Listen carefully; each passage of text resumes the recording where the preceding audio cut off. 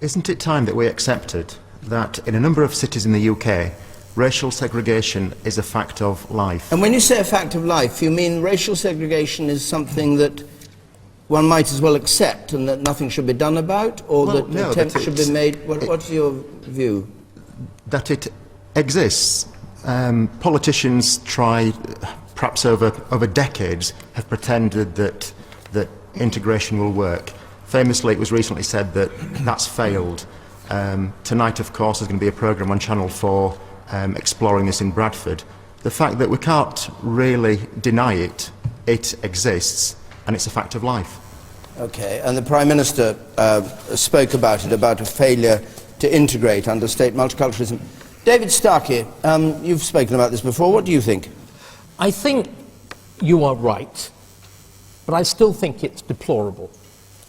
A nation cannot exist without a common core of values.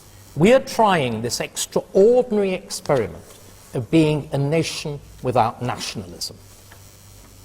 And it seems to me that it's not working. What do you mean by that? Well, literally what I said, David. Well, when you look at the, well, if you look, for example, sorry, I don't want to keep on going on about the last Labour government, but they did do an awful lot of things, and especially You'll in this upset area. the gentleman in the middle there if you upset him, do. but I'm quite happy with that. If you look at the Labour government's attempts at defining Britishness, they actually set up a test. It doesn't consist of questions on British history, British lifestyle. It consists of questions like, when are you entitled to benefits?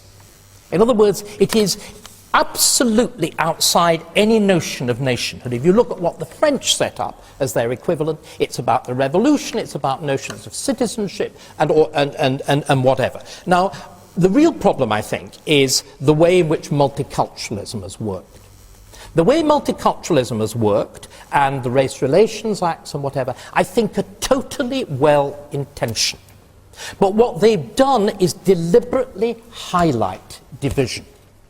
Let me give you an example, which is a very interesting one. You probably know I'm gay.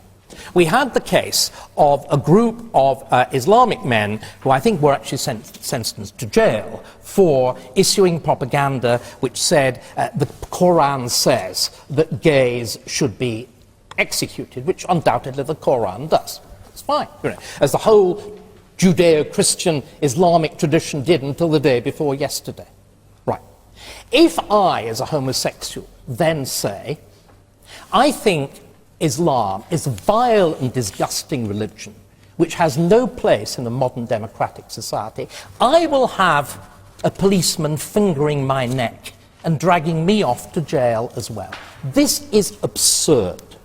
A mature society would have an Islamic preacher or a radical Christian getting up and saying, I think you, David Starkey, and I'm sure the gentleman in the middle there would agree, you know, a disgrace to humanity and should be strung up outside Dewsbury Town Hall. And I would then be able to argue, I think you are an atavistic throwback to the Middle Ages, and although I wouldn't execute you, I would jolly well make sure you had absolutely no rights as a citizen, whatever, because you're not a fit member of a democratic liberal society. But unless we restore freedom of speech and engagement, what that Channel 4 programme, and I've seen some previews of it, is about, is getting a group of people who've never talked to each other before to talk to each other, frankly, and no holds barred. All right. The person, and that's what we want. Person in the very back there. Yes.